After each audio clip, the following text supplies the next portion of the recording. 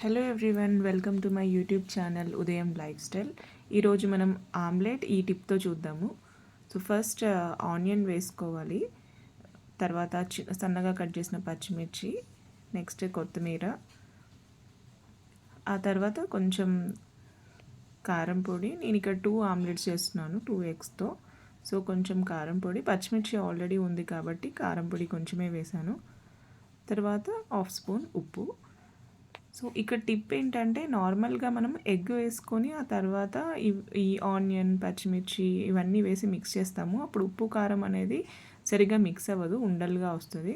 But మీరు ముందు ఇలా కలుపుకొని తర్వాత ఎగ్ బీట్ చేసుకుంటే కారము ఉప్పు అనేది ఉండలుగా రాదు. సో ఇది ఒక టిప్ అండి. సో ఉప్పు కారం అంతా ఎగ్కి మంచిగా కలుస్తుంది.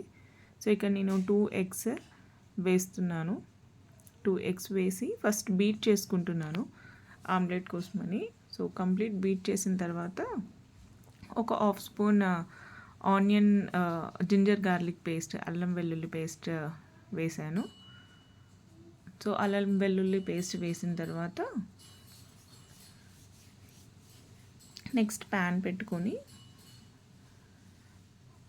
కొంచెం ఆయిల్ వేసుకొని, ఇక్కడ నేను నువ్వుల నూనె వేసాను. ఇప్పుడు కర్రీస్లో అయితే నార్మల్గా ఆవ నూనె యూజ్ చేస్తాను, ఈ ముందు వీడియోలో చెప్పినట్టు ఈ సీజన్లో. సో నువ్వుల నూనె వేసాను. సో 2 ఎగ్స్కి నేను 2 ఆమ్లెట్స్ చేశాను ఇక్కడ. సో చాలా టేస్టీగా వస్తుందండి.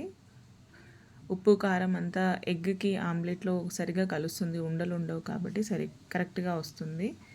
సో ఈ ఆమ్లెట్ ఎందుకు వేసాను, రీజన్ ఏంటంటే ఇప్పుడు వర్షాలు బాగా పడుతున్నాయి కదా. సో వేడివేడిగా ఏమన్నా తినాలనిపించింది. సో అందుకోసమని ఆమ్లెట్ వేసాను. సో ఈ ఆమ్లెట్ వేసేలోపు మా ఫ్యామిలీ అంతా ఆమ్లెట్ కోసం ఎదురు చూస్తూ ఉన్నారు. సో నేను ఇక్కడైతే 2 ఆమ్లెట్స్ వేస్తున్నాను. ఫస్ట్ ఒకటి వేసాను, కొంచెం స్టవ్ తగ్గించాను, చాలా వేడిగా అయ్యింది స్టవ్.